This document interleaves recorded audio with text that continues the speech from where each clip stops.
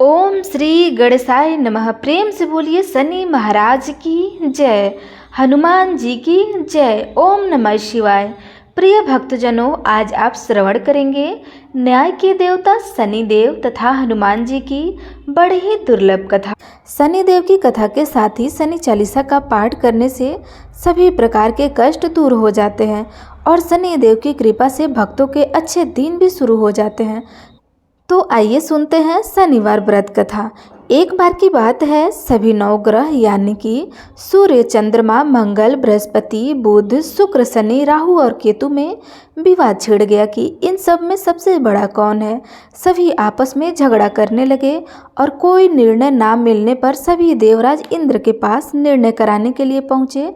सभी नवग्रहों को अपने सामने देखकर इंद्रदेव घबरा गए और उन्होंने निर्णय करने से अपनी असमर्थता जता दी, परंतु कहा कि इस समय पृथ्वी पर राजा विक्रमादित्य हैं, जो कि बहुत ही न्यायप्रिय है।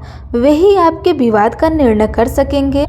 तब सभी ग्रह एक साथ राजा विक्रमादित्य के पास पहुँचे और अपने विवाद के बारे में राजा को बताया, साथ ही उनसे निर्णय करने के लिए कहा। राजा विक्रमादित्य ने इस विवाद को बहुत ध्यानपूर्वक सुना।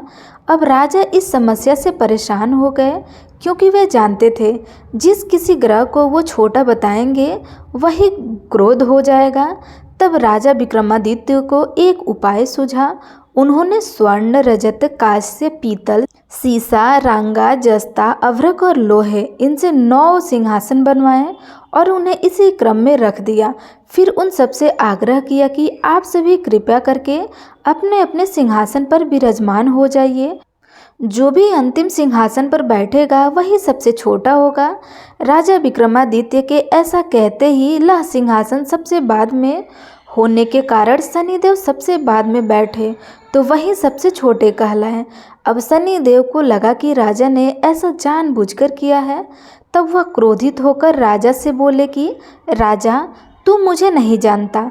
सूर्य एक राशि में 1 महीना, चंद्रमा 2.25 महीना 2 दिन, मंगल 1.5 महीना, बृहस्पति 13 महीने, बुध और शुक्र 1-1 महीने विचरण करते हैं, लेकिन मैं तो 2.5 से 7.5 साल तक रहता हूँ। बड़ों बड़ों को मैंने विनाश कर दिया है। श्री राम की 7.5 आई तो उन्हें वनवास हो गया। रावण की 7.5 आई तो उनकी लंका को वानरों की सेना ने परास्त कर दिया। अब तुम सावधान होकर रहना। ऐसा कह करके क्रोधित होकर शनिदेव वहाँ से चल गए। अन्य सभी ग्रह खुशी खुशी वहाँ से चले गए।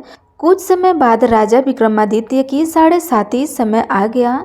तब शनिदेव घोड़े के सौदागर बनकर वहाँ पहुँच गए। उनके पास बहुत अच्छे अच्छे घोड़े थे। राजा ने जब यह समाचार सुना तो उसने अपने अश्वपाल को बहुत अच्छे घोड़े खरीदने की आज्ञा दे दी। उसने कई अच्छे घोड़े खरीदे और एक सबसे उत्तम घोड़े को राजा को सवारी करने के लिए दे दिया। राजा जैसे ही उस घोड़े पर बैठा, वह घोड़ा सरपट वन की ओर भागने लगा और भयानक वन में पहुंचकर वह घोड़ा अंतर्ध्यान हो गया। अब राजा विक्रमादित्य भूख प्यास से भटकते रहे। तब एक ग्वाल ने राजा को पानी पिलाया। राजा ने प्रसन्न होकर अपनी अंगूठी दे दी। वह अंगूठी देकर अब राजा अपने नगर को चल दिए और वहाँ उन्होंने अपना परिचय उज्जैन निवासी बताया। वह एक सेठ की दुकान में उन्होंने जल इत्यादि पिया, कुछ देर आराम किया। भाग्यवश उस दिन सेठ की खूब बिक्री हो गई।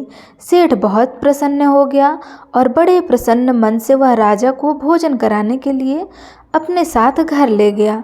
राजा ने वहाँ खूंटी पर एक हार देखा, जिससे खूंटी निगल रही थी। देखते ही देखते उस खूंटी ने पूरा हार निगल लिया और हार गायब हो गया। तब सेठ ने आने पर देखा कि हार तो गायब हो गया है। सेठ ने समझा कि उसी ने उस हार को चुरा लिया है। जब उसने बीका को कोतवाल के पास पहुंचा दिया, अब उस नगर के राजा ने भी बीका को चोर समझकर उसके हाथ पैर कटवा दिए और नगर के बाहर फेंकवा दिया। वहाँ से एक तेली निकल रहा था, जिससे बीका पर दया आ गई और उसने बीका को अपनी गाड़ी में बिठा लिया। वह अपनी जीभ से बैलों को हाँकने लगा उस समय राजा की शनि दशा समाप्त हो गई। वर्षा ऋतु आने पर राजा मल्हार गाने लगा।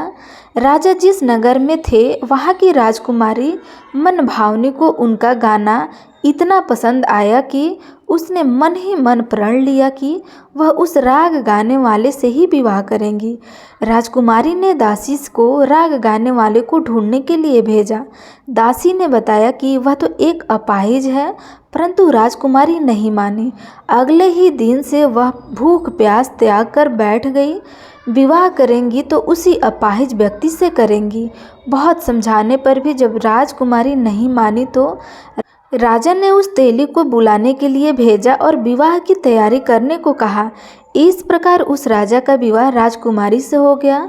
तब एक दिन सोते हुए स्वप्न में शनिदेव राजा के दर्शन देकर कहा कि राजन, देख, तुमने मुझे छोटा बताकर तुमने कितना दुख झेला है।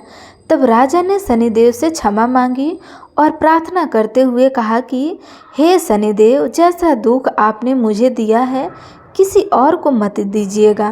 शनिदेव मान गए और कहने लगे कि जो मेरी इस कथा को पढ़ेगा या सुनेगा और व्रत करेगा उसे मेरी दशा में कभी कोई दुख नहीं होगा। जो भी व्यक्ति रोज मेरा ध्यान करेगा और चिटियों को आटा डालेगा उसकी सभी मनोकामनाएं पूर्ण होंगी। तब शनिदेव ने प्रसन्न होकर राजा के हाथ पैर को वापस ठीक कर दिया। सवेरा होने पर आँख खोलने पर राजकुमारी ने देखा तो वह हैरान हो गई। अपनी पहचान छुपाते हुए राजा ने राजकुमारी को बताया कि वे जैन के राजा विक्रमादित्य हैं। यह बात जानकर सभी बहुत प्रसन्न हो उठे। सेठ ने जब सुना तो वह राजा के पैर में गिरकर क्षमा मांगने लगा। राजा ने कहा कि वो तो शनिदेव का क्रोध था, इसमें किसी का कोई दोष नहीं है। सेठ ने फिर भी निवेदन किया कि मुझे शांति तभी मिलेगी जब आप मेरे घर चलकर भोजन करेंगे। सेठ ने अपने घर तरह तरह के व्यंजन से राजा का स्वागत सत्कार किया। साथ ही सबने देखा कि जो खोटी हार निकल रही थी वही उसे उगल भी दी। सेठ ने बहुत सारी मोहर देकर राजा का धन्यवाद किया। सेठ ने राजा से अपनी कन्या श्री कौरी से विवाह करने का निवेदन किया, जिस राजा ने तुरंत स्वीकार कर लिया। कुछ समय बाद राजा अपनी दोनों रानियों मनोभावनी और श्री कौरी को सभी उपहार सहित लेकर उज्जैन नगरी को चल दिए। वहाँ के सभी नगरवासियों ने नगर के बाहर आकर राजा और अपनी रानियों का खूब आदर सत्कार किया। सारे नगर में दीप जलाए गए, सभी द्वारों को खूब सजाया गया और सारा नगर जगमगाने करने लगा। तब राजा ने घोषणा की कि मैंने शनिदेव को सबसे छोटा बताया था, जबकि असल में तो शनिदेव ही सर्वोपरि हैं। तब से सारे राज्य में शनिदेव की पूजा और कथा नियमित रूप से होने लगी। सारी प्रजा भी खुशी और आनंद के साथ अपना जीवन व्यतीत करने लगे। जो भी कोई शनिदेव की इस कथा को पढ़ता है या सुनता है उसके सभी दुख शनिदेव की कृपा से दूर हो जाते हैं। व्रत के दिन इस कथा को अवश्य पढ़ना चाहिए या सुनना चाहिए। यदि संभव हो तो सप्ताह के सभी दिन इस कथा का पाठ अवश्य करनी चाहिए।